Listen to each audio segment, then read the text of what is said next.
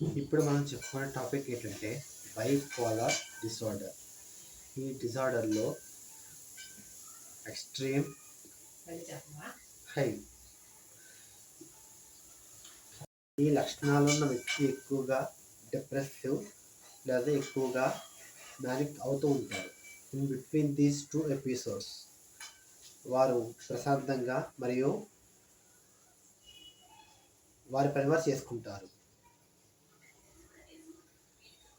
ఇంకా లక్షణాలు ఎలా ఉంటాయంటే వీళ్ళు డిప్రెసివ్ స్టేట్లో ఉన్నప్పుడు సాడ్గా ఫీల్ అవుతారు, హోప్లెస్ ఉంటారు, అలాగే సూసైడల్ థాట్స్ వస్తాయి. అలాగే మ్యానిక్ స్టేట్లో ఉన్నప్పుడు వీరు తక్కువ నిద్రపోతూ ఉంటారు, ఇరిటేటబుల్,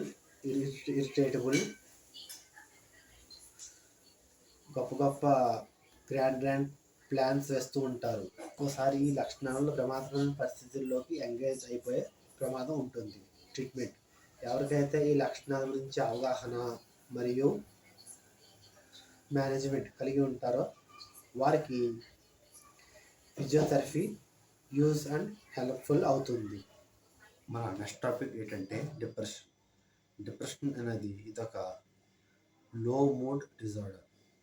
ఈ వ్యాధి జీన్స్ వల్ల కానీ లేదా సైకలాజికల్ వల్ల కానీ లేదా మనం జీవించే పద్ధతి ప్రకారంగా కానీ ఉంటుంది. సైన్స్ ఏం చెప్తుందంటే డిప్రెషన్ అనేది ప్రేమించిన వ్యక్తి దూరం అవ్వడం, పేదరికంలో ఆస్తి కోల్పోయి పేదరికంలోకి రావడం, అలాగే ఫిజికల్ ఇల్నెస్ అవ్వడం వల్ల ఈ వ్యాధి సంభవిస్తుంది. సిమ్టమ్స్ ఈ లక్షణాలను వ్యక్తికి పట్టరాని బాధ,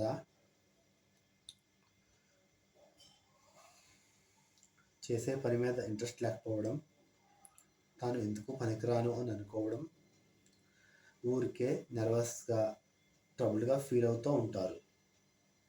ట్రీట్మెంట్ ఎవరైనా అనుభవజ్ఞులు అయిన వారి చేత కౌన్సిలింగ్ ఇప్పించడం, ఫిజియోథెరపీ చేయించడం, అలాగే వ్యాయామం చేయించడం, అప్పుడప్పుడు యాంటీ డిప్రెసెంట్స్ లాంటి మెడిసిన్స్ డాక్టర్ ప్రిస్క్రైబ్ చేస్తూ ఉంటారు.